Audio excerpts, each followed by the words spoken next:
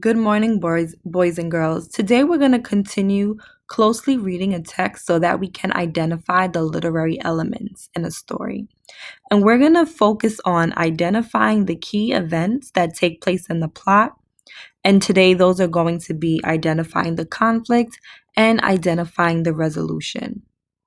So remember that good readers can identify in any fiction story the characters, the setting, the problem or conflict, the rising action, an event that shows the problem continues to get worse, the climax, an event in the text that shows the characters facing the conflict, and finally the resolution, how the characters get solved.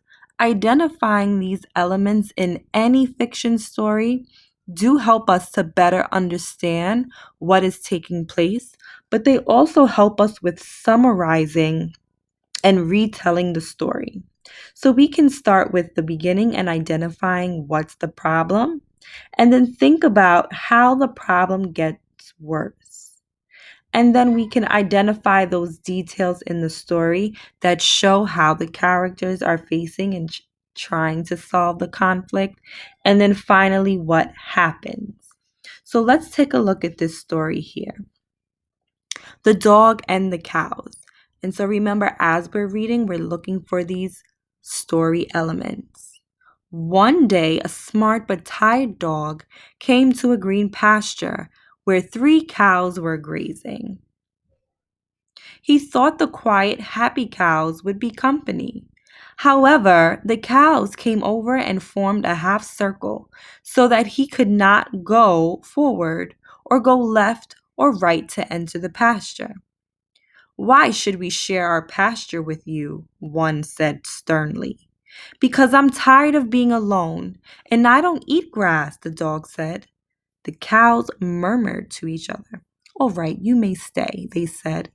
Then the farmer arrived. The dog remembered his old job.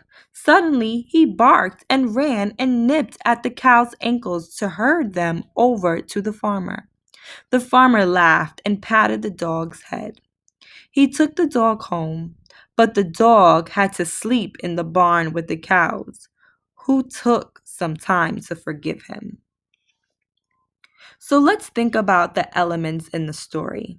If we are identifying the characters, I may say that from reading, I know that the characters in this story are our tired dog and our three cows, and last but not least, the farmer. Where is the setting? We know that this setting is obviously on a farm, and right here, green pastures.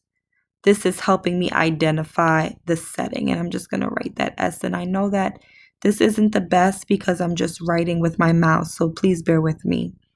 The next thing that I'm looking for is the problem. So I kind of feel like right here, the author's kind of trying to introduce us to the problem. And this keyword, however, kind of tells me that something is going to happen. The cows came over and formed a half circle so that he could not go forward or go left or go right to the pasture. So when I look at this detail, I can see that this is beginning to show us the problem. What's happening? The cows here have kind of circled in and trapped the dog in. And why did they do that? Because they don't want to share the pasture with them. So let's keep on reading and see if we can identify our climax. So this right here, we're going to put as our rising action. Our problem is getting worse.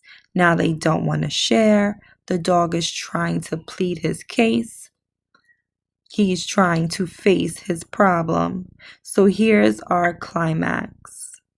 Here is how dog is trying to solve the problem.